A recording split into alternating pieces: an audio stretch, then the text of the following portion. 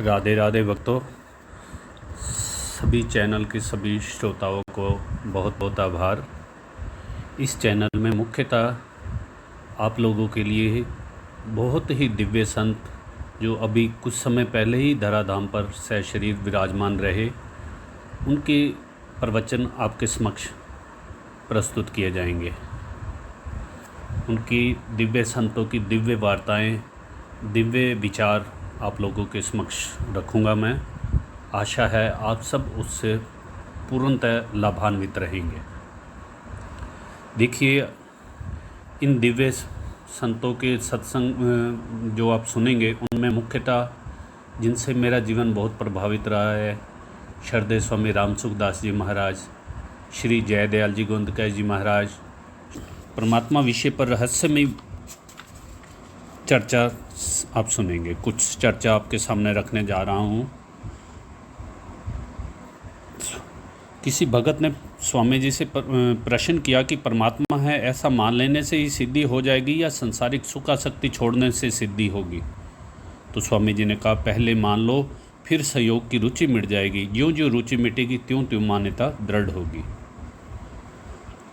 और भगत का एक का प्रश्न ये था, यदि ईश्वर विचार का विषय नहीं है, प्रत्युत मानने न मानने का विषय है, तो फिर शंकराचार्य आदि महापुरुषों ने ईश्वर पर विचार क्यों किया।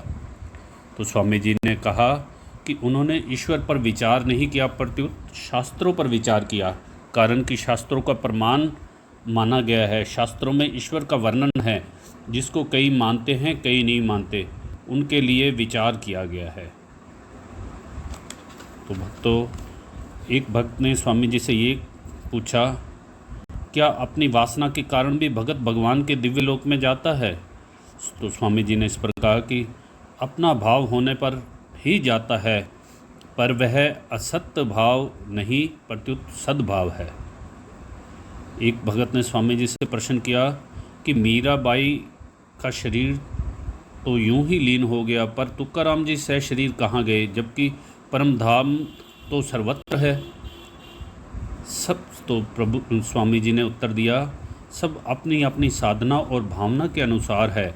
तत्व में कोई फर्क नहीं है। परम धाम सब जगह है, सब जगह भी है और एक जगह भी है। नरक सब जगह भी है और एक जगह भी है। स्थान विशेष में भी है।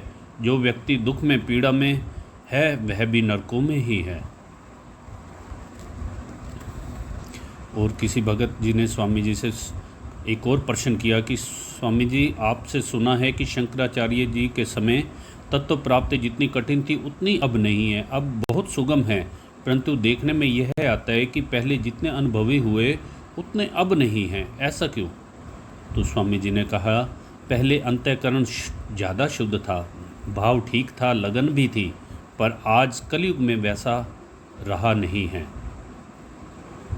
किसी भगत ने स्वामी जी से एक और प्रश्न किया कि आप कहते हैं कि परमात्मा प्राप्ति सबको हो सकती है, तो फिर बाधा क्या है।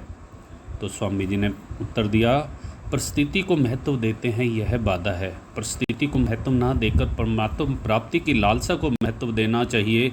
अपनी उत्कट अभिलाषा होनी चाहिए, तभी परमात्मा की प्राप्ति होती है। धन्यवाद भक्तों। आज का ये प्रथम एपिसोड आप सब लोगों के समक्ष प्रस्तुत किया।